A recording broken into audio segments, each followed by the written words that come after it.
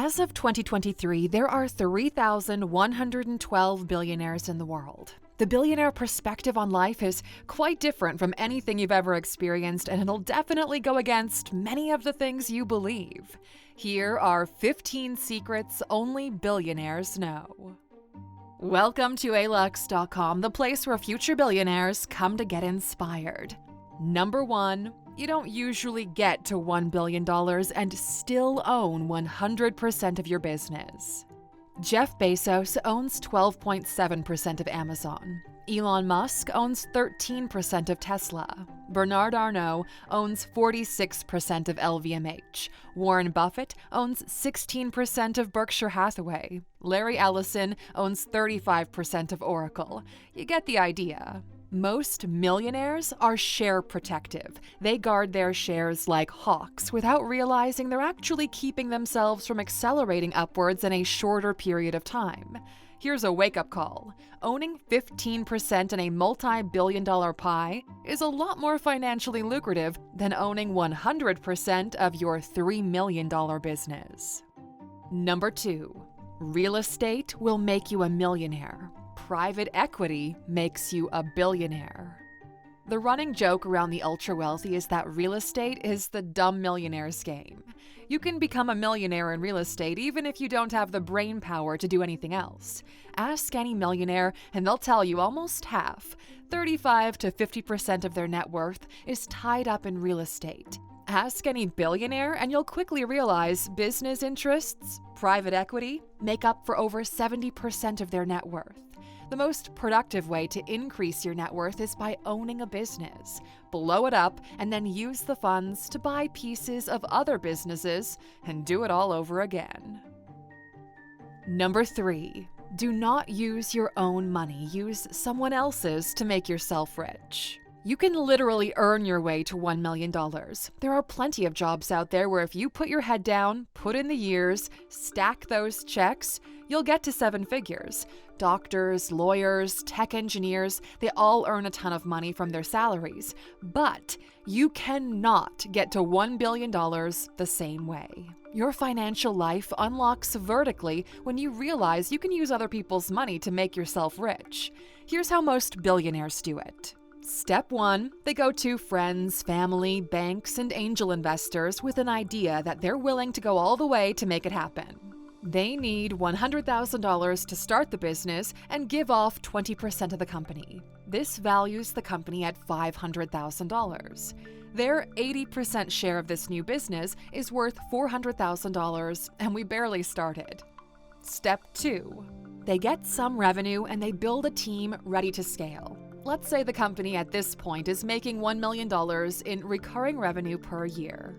Step 3, they then go to some external investors and sell 20% of the business at a $10 million valuation, meaning they now have $2 million in cash and the remaining 60% of the company is now worth $6 million. Use that $2 million to go from $1 to $10 million in yearly recurring revenue. Step 5, you guessed it. You go to raise funds again, this time at a $100 million valuation. You sell 20% more of the business to get that $20 million. At this point, the 40% you're left with is worth $40 million. Step 6, you use the $20 million to develop a product for other companies and hire salespeople. This blows up your recurring revenue, and in 2 short years, your company is ready to go public. Step 7, you file for an IPO where the company floats 10% of its shares on the public market at a $10 billion valuation. You and everyone that's invested in your company along the way is now a billionaire. At every stage of this journey, you used other people's money to scale up, to hire people, to develop products, to get new sales, and with every one of those moves, the valuation went up. Now, before you call bullshit on what we just told you, know that this is the simplified model UiPath has used to IPO at a $35 billion valuation, and we were fortunate enough to learn from the founder along the way. Number 4. Everything is a buy low, sell high equation, only the scale differs. Some billionaires trade in commodities, coffee, metals, etc. Others trade in shipping those commodities where the cost of gas, people, and transport is lower than what others are willing to pay you to get it delivered. Others trade in risk, in debt. Tech and media companies trade in attention and eyeballs. Buy them low, sell them high, use the profit to do it larger over and over again.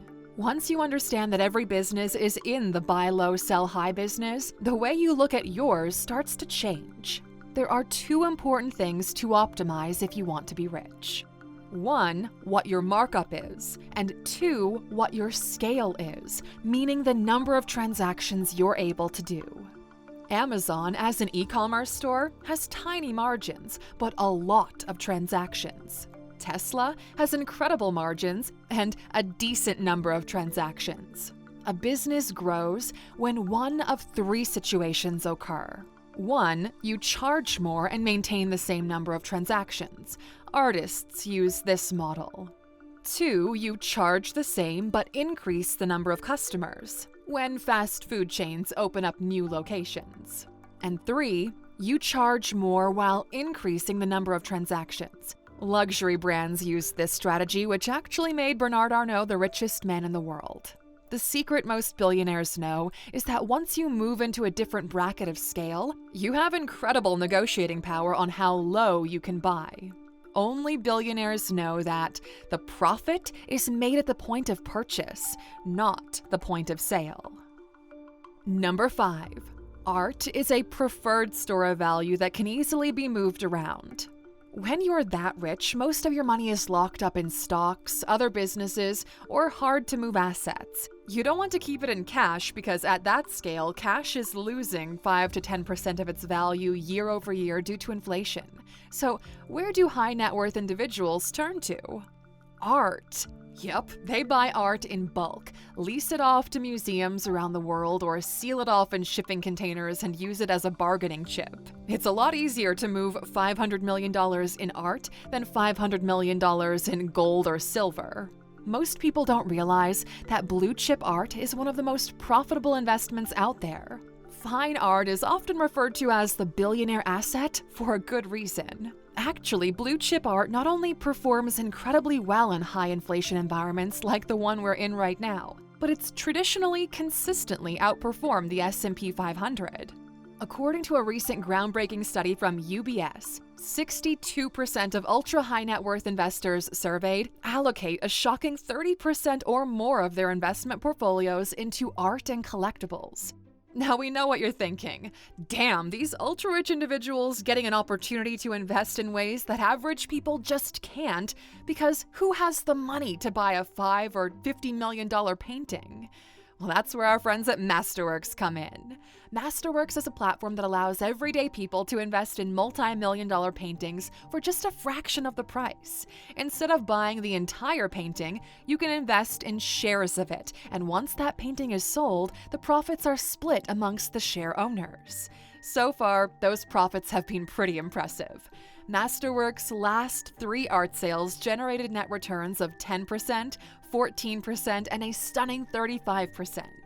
Now, since Masterworks was kind enough to support our community and thousands of you have been successfully investing with them, go to Alux.com/art right now or click on the link in the description. With it, you can skip their waiting list to join and start investing like the super wealthy today.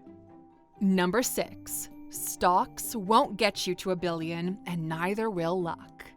Stocks work well when you've got a large time horizon and a ton of money to start with. Back in the 80s and 90s, there was this trend of financial advice where they said if you simply invested $5 every day in the stock market starting when you were 20 years old and kept doing it until you were 65, you would be a millionaire. And yes, okay, we get it, the math checks out, but the market is also evolving and so are costs. These financial models tell a fancy tale that's all surface, and we think they do more harm than good, and here's what we mean by that.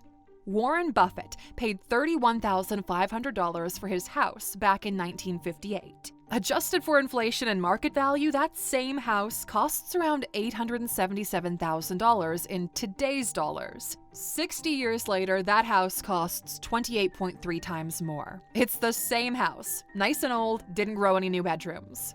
Take a moment to process this. The house, just by doing nothing, has almost matched the performance of professional investors. If you keep saving the $5 a day, by the time you get to your $1 million retirement, $1 million will barely buy you anything. It's the same with luck. You might luck your way into becoming a millionaire, but going from that million to $1 billion is a whole different ballgame. Number 7. Every new billionaire turns other millionaires into billionaires. Remember the use other people's money example? Well, every newly minted billionaire brings with them those who believe in their vision enough to open up their wallets in the early days. Peter Thiel was the first outside investor to back Facebook. He invested $500,000 in exchange for 10.2% of the company. When Facebook IPO'd, he sold 2/3 of his shares for $628 million after investing $500,000. Friend of the channel, Gary Tan, the current CEO of Y Combinator, was the first investor in Coinbase in 2013. That initial investment of only $300,000 ended up being worth $2.4 billion. Go anywhere in Silicon Valley and these types of stories always pop up. Make your money first and then use it to back promising businesses. One of them might just be the next Airbnb. Number 8. Less than 5% of their worth is liquid. Average people think the rich are hoarding resources. When they say billionaires, they picture Scrooge McDuck jumping into a vault filled with gold coins. But in reality, almost all of them are paper billionaires, meaning shares they own in companies are worth in excess of $1 billion. On paper, the assets are worth as much. Usually, billionaires keep less than 5% of their worth liquid. And if they do need money, they do not sell their assets. Instead, they go to banks, show them the paper that says they're worth X amount, and then use that as collateral for low-interest loans. The bank provides them with a line of credit, and they go off to buy even more income-generating assets. When Elon bought Twitter, he didn't actually sell his shares in Tesla or SpaceX in order to come up with that money. The bank gave him the funds to buy it. Here's something most billionaires know. You do not pay tax on debt. So they would rather borrow that money using their assets as collateral. Number 9. The real money is made in a crisis. Billionaires look at the world differently than most people. Poor people look at life in terms of days, the middle class in terms of months, the upper class in terms of quarters, the rich in terms of years, and the super rich in terms of decades. People made fun of Warren Buffett's Berkshire Hathaway for underperforming for the past 10 years and critiqued his large cash position losing its value due to inflation. But Warren and Munger were just sitting on cash, waiting. They were okay with losing 1 to 3% per year because when this recession hit, they were able to purchase companies at 50 to 75% discounts. For billionaires, recessions are like the Black Friday event of the decade. Everything you really want is on sale. And that's one of their secrets. It's not the day-to-day you focus on. Instead, you make 2 to 3 plays per decade, which are strategic for growth. Number 10. They all had and still have experts minimizing risk and increasing returns. There's no such thing as a self-made billionaire, at least not in the way that people think about them. In order for you to have the time and mental space to focus on exponential growth, you need to know that almost everything else is taken care of. You find great accounting firms to mitigate all financial risk. You find great legal firms to mitigate all liabilities. Great managers and CEOs steadily take the company to the next level. Along the way, you have to rely and trust other people's expertise to get you to the next level. All of these billionaires surround themselves with experts who can point out exactly the inflection points and how to position yourself for them. These people are called executive coaches, and every big CEO has a couple of them on council. At this level, they cost between a few $100,000 to a couple of $1 million per year. Their job is to keep the CEO focused and provide clarity of thought. Very much like a coach trains and prepares professional athletes for a big game. Just think how incredible it would be to have one of these world-class super coaches available to you. Just how quickly would your life improve, and how quickly would you crush your goals? Well, now you can, my friend.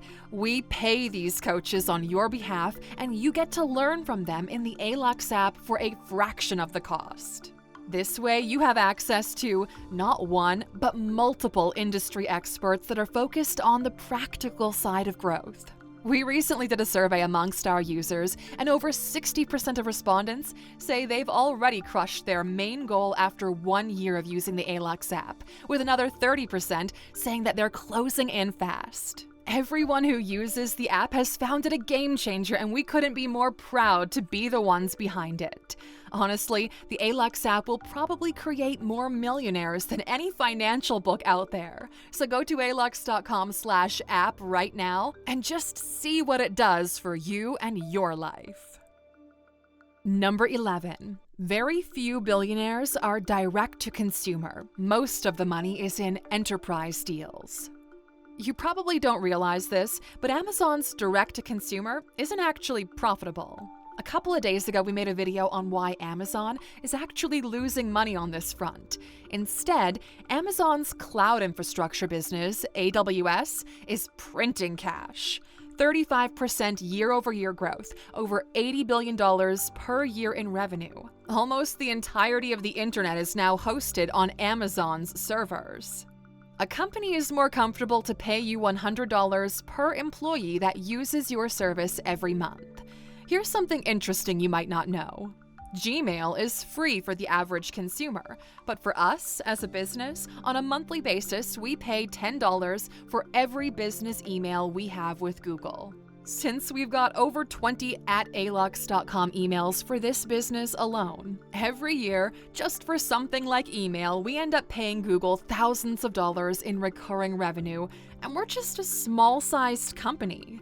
Google is now bringing in $6.3 billion quarterly from its cloud services.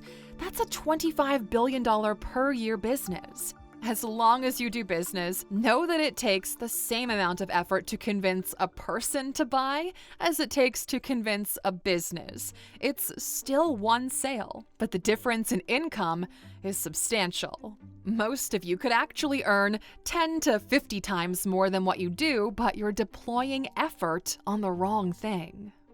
Number 12. Most billionaires don't start from the bottom. Yep, we're going there. It takes a tremendous amount of work to achieve any form of financial success.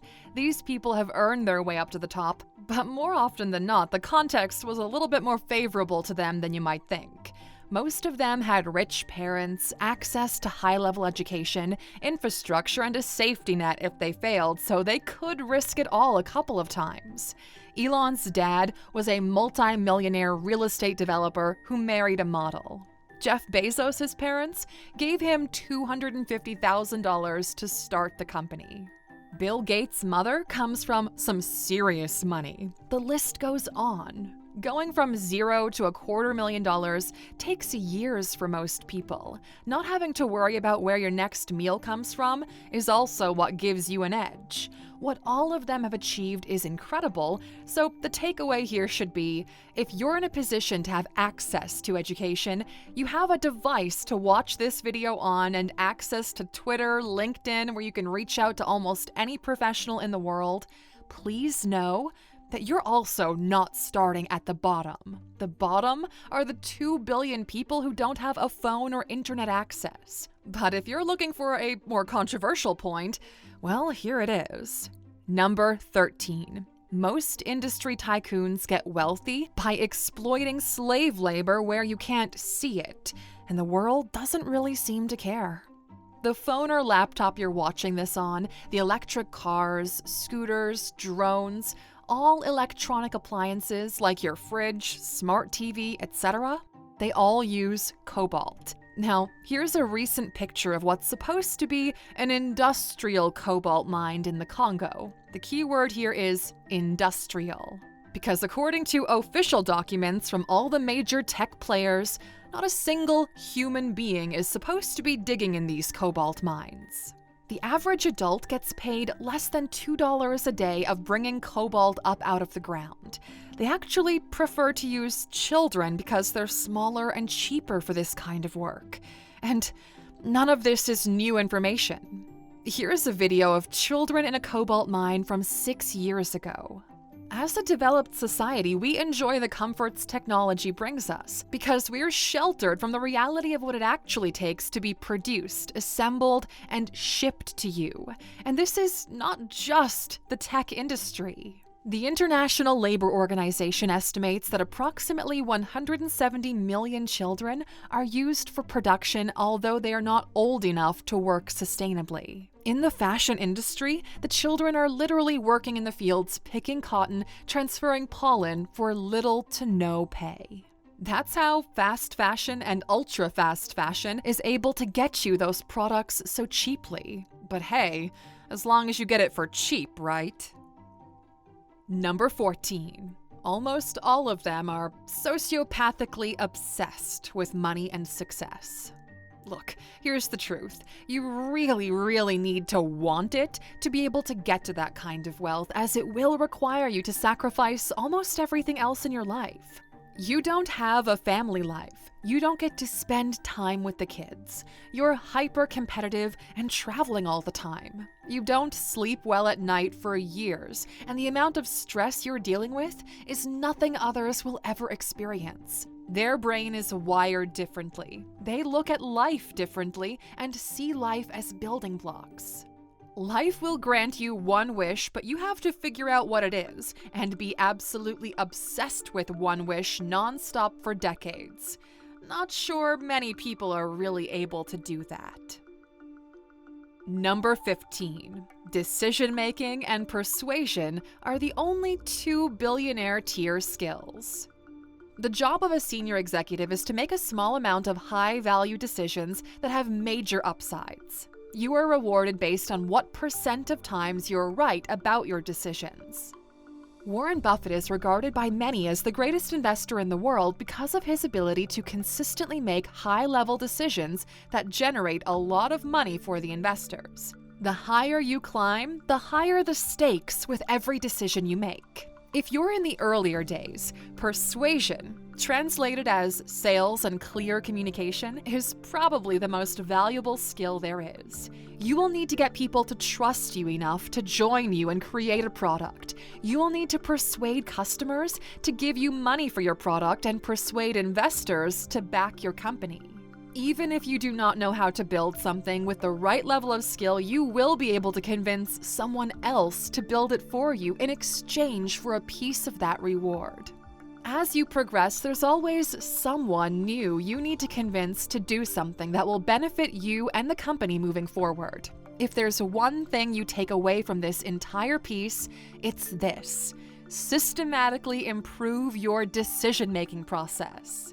And you do this by taking your mind to the gym consistently as a result of learning mental models. The second one is learning to speak clearly and convince others to follow you on your mission. We feel the word selling doesn't really seem to do it justice for what exactly you need to do.